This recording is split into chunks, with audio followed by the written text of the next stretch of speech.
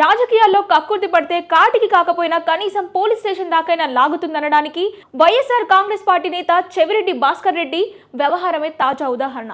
గత ఎన్నికల సమయంలో పోలీసులు 8.5 కోట్ల రూపాయలు భారీ నగదును పట్టుకుంటే అప్పట్లో ఈ సొమ్ము మొత్తం తెలుగుదేశం పార్టీదేనంటూ చెవిరెడ్డి అండ్ కోనానా యాగి చేశారు. తీరా ఎన్నికలు ముగిసి కూటమి ప్రభుత్వం అధికారంలోకి వచ్చాక ఆ నోట్ల కట్టపై చెవిరెడ్డికి మళ్లీ ప్రేమ పుట్టుకొచ్చింది. ఎలాగైనా 85 కోట్లను వెనక్కి తెచ్చుకుందామని అత్యాశతో ఒక అద్భుతమైన బినామీ డ్రామాకు తెరలేపారు. ఈ కథలోకి ప్రద్యుమ్న అనే ఒక సరికొత్త పాత్రను రంగంలోకి దించి ఈ 8.5 కోట్లు నావే సార్ పొరపాటున దొరికిపోయాయంటూ అతనితో ఒక అధికారిక లేఖ రాయించారు. ఈ మాస్టర్ ప్లాన్ తో డబ్బులు వెనక్కి వస్తాయని చెవిరెడ్డి మురిసిపోయే లోపే సీన్ మొత్తం రివర్స్ అయిపోయింది. ఆ డబ్బు లిక్కర్ స్కామ్ లోనిదేనని తేలడంతో దర్యాప్తు సంస్థలు అంత సొమ్ము నీకెక్కడిది, బ్యాంక్ స్టేట్మెంట్లు, ఐటీ రికార్డ్స్ ఆధారాలతో సహా విచారణకు హాజరు కావాలి అంటూ ప్రత్యుమ్నకు గట్టిగా నోటీసులు జారీ చేశారు.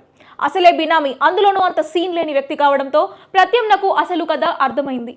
నోటీసులు చూసి గుండె గుబేల్మనడంతో విచారణకు రాకుండా తప్పించుకునేందుకు రకరకాల వంకలు వెతకడం ప్రారంభించాడు. మొదట్లో ఒంట్లో బాగోలేదు బాబోయ్ అంటూ మెసేజ్లు పంపిన సదరు బినామీ గారు పోలీసులు మరింత ఒత్తిడి పెంచేసరికి క్లైమాక్స్ లో మైండ్ బ్లోయింగ్ ట్విస్ట్ ఇచ్చారు. తన మానసిక ఆరోగ్యం దెబ్బతిందని, ప్రస్తుతం మానసిక ఆసుపత్రిలో ట్రీట్మెంట్ తీసుకుంటున్నానని సరికొత్త సమాచారం పంపడం ఇప్పుడు పొలిటికల్ సర్కిల్లో పెద్ద జోక్ గా మారింది. నిజానికి ఆ ప్రత్యుమ్న గనక విచారణకు వస్తే ఆ కోట్లాది రూపాయల వెనుక ఉన్న అసలు సూత్రధారి చెవిరెడ్డేనని, ఆ డబ్బు ఆయన బినామీ అకౌంట్ లేదనని ఇట్టే తేలిపోతుంది. అందుకే ఆయనను రాకుండా వెనక ఉండి నడిపిస్తున్నారనేది బహిరంగ రహస్యం. ఎన్నికలప్పుడు ప్రత్యర్థులపై బురద జల్లడానికి వాడిన డబ్బే ఇప్పుడు తిరిగి సొంతం చేసుకుందామనేసరికి మెడకు పామై చుట్టుకుంది. నాడు టీడీపీ డబ్బు అన్న నోటితోనే నేడు మా బినామీ డబ్బు అని నిరూపించలేక, ఇటు డబ్బులు రాక అటు లీగల్ కేసుల నుంచి తప్పించుకోలేక చెవిరెడ్డి ఇప్పుడు నిండా మునిగిపోయారు.